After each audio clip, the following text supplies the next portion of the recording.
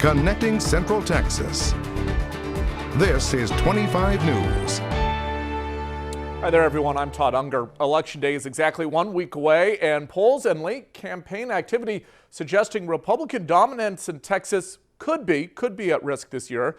The latest survey from the University of Texas Texas Tribune gives President Trump a 5-point lead right now over Democratic presidential candidate Joe Biden. A poll last week showed a tie, and a Dallas Morning News University of Texas at Tyler poll released Sunday showed Biden up by 2 points. President Trump won Texas by 9 points back in 2016. That was the smallest margin of victory for a Republican since 1996. Billionaire Michael Bloomberg is funding a last-minute ad blitz on behalf of Joe Biden in Texas and Ohio.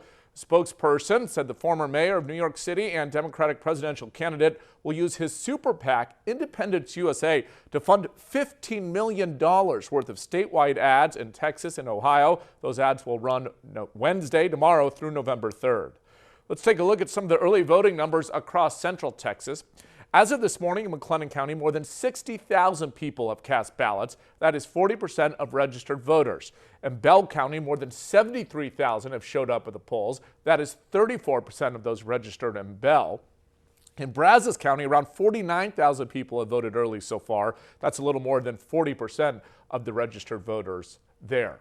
The U.S. Postal Service says if you plan on voting by mail, you need to get that ballot back in the mail today. It is now 1 week until the election, which USPS says is a safe amount of time for them to make sure your vote gets in and is counted.